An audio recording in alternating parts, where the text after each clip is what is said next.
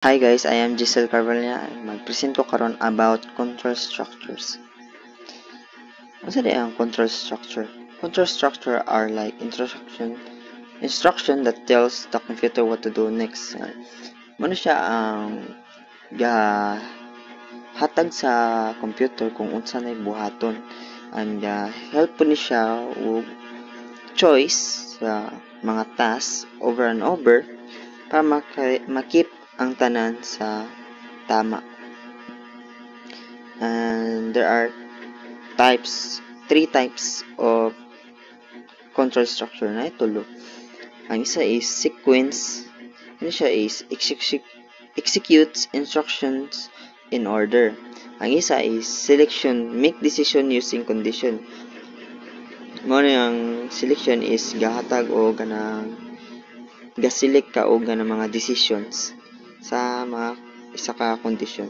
Ang iteration is mo ang mag-repeat og code based pod sa isa ka condition. Importance of control structures. Unsa ang importance ani di ay? Ang importance ani is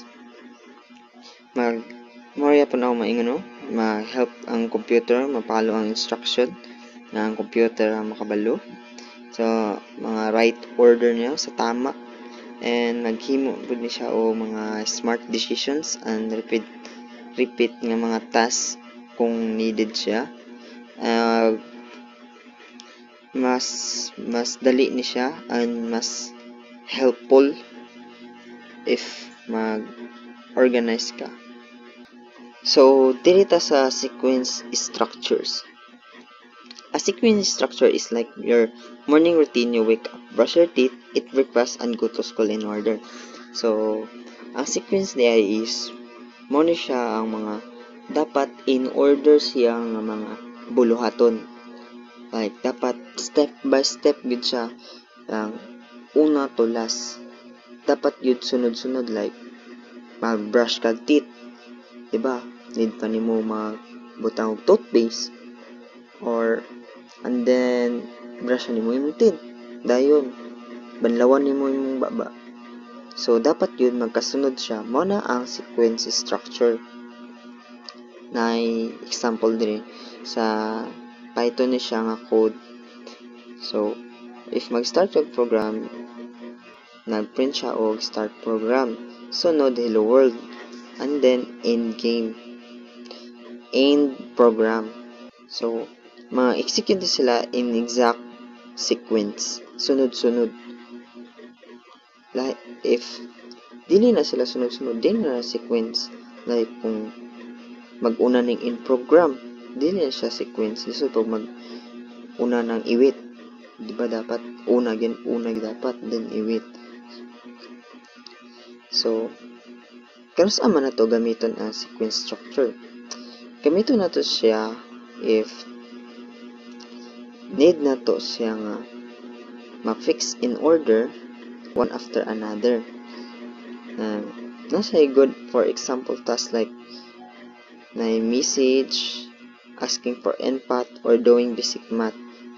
If there's no need to make traces or repeat steps, a sequence structure is not the right choice. So, dirita sa selection structure, ang if of else. Isikit na yung mga selection structure is nani siya if of else. Example, age. If example nato ni sa atong code, kung ang need niya is 18 ang age para makaboot. So, mabutan ta na code na age 18. If age is 18 na, or age is 18 na, then mo print siya og you can vote. Else nga dili siya 18, then mo print siya you cannot vote yet. So mo na siya ang selection structures nga if else. And then mo na akong example about sa Python.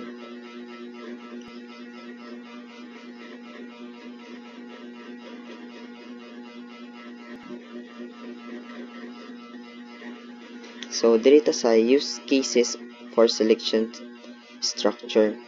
Selection structure like if, else, and switch are used when a program needs to make decision based on condition. For example, nag-check ka og username na correct nga password. Mag-decide nga ang player na daog ba or napildi sa isa ka game, or mag-show siya nga mga different option nimo sa mga user selection. Makatabang pod ni about sa mag-handle og mga errors, mag-checking og mga if ang file is nag-exist ba siya, before nimo gi-open, mga something like mga need nimo nga mga if or else nimo siya nga mga condition. And for atong iteration structure sa looping, tawag siya og loop.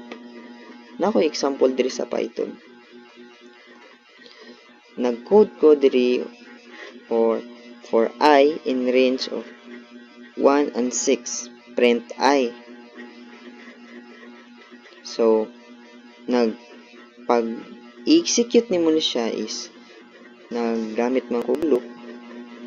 So tabang kay ni siya kay dili na ka need og mag isa-isa pa o print sa mga numbers.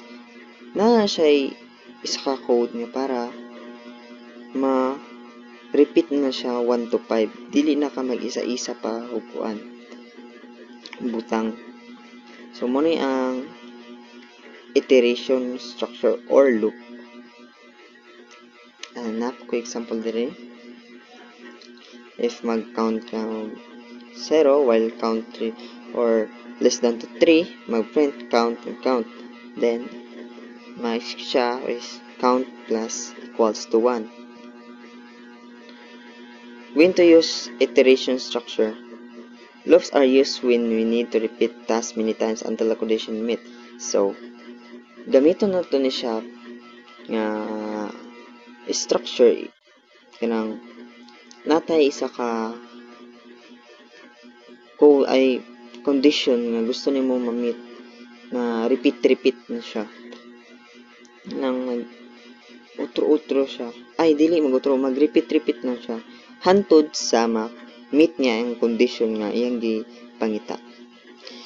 Makakatabang po niyo mag less or maghimo og calculation, something makaloop siya. So dito sa nested loops. A nested loop is a loop inside another loop.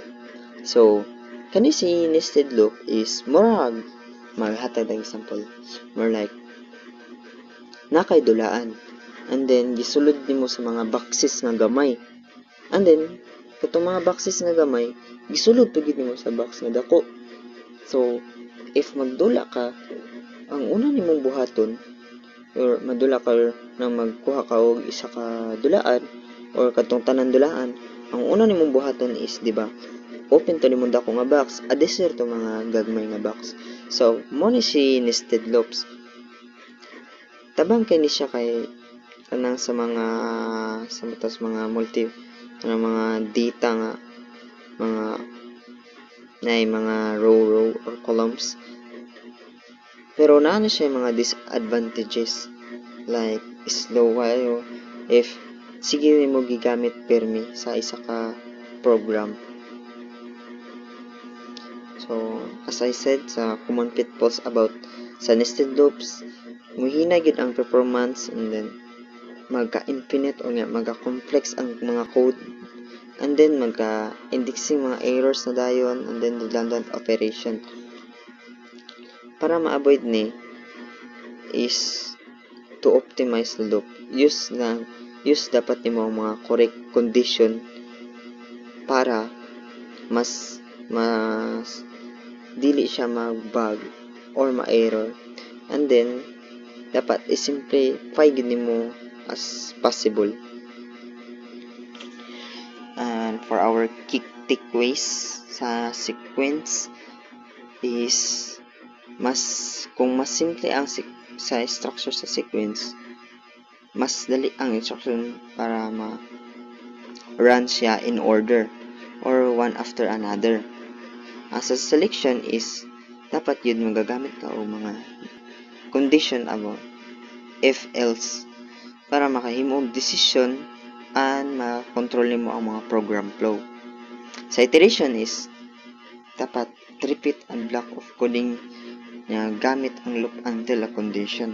Man siya, as I said before nga, man ang iteration is mo repeat na siya hantod sa makuha niya ang condition or ma-meet niya ang condition. Best practices para sa control structure. Dapat ma-keep nimo ang imong code nga mabasa o well-structured siya. And use mga comments na explain logic, mga logic nimo, mga comments nimo na mag-use ra ka ana. And the best is mag-debug and test ka sa control flows para wala gyud error nga mahitabo sa imong programming.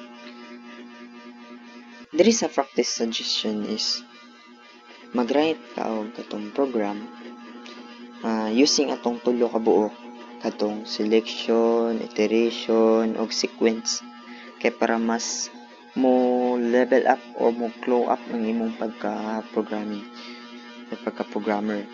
And build po ka og mga simple na calculator kay dira gyud gamit ang katong tulo, itong sequence, selection ug iteration. And practice po ka og debugging and testing control structures. So for my conclusion is makatabang gyud ang control structures para instruction sa mga right order no. Sa tama gyud o maghimong choices o mga repeated tasks. Like they are like rule to tell computer what to do next. So mas need yun nato kayo ang control structure para makakuha ka mga hindi o create ka og mga smart na mga programs na mo work siya ug maayo. So the more you practice, the better you will get at solving problems at making cool things with codes. That's all for my video. I hope you understand it well. I know it's not seems to be understanding, but I hope it helps. Yun na po. Peace!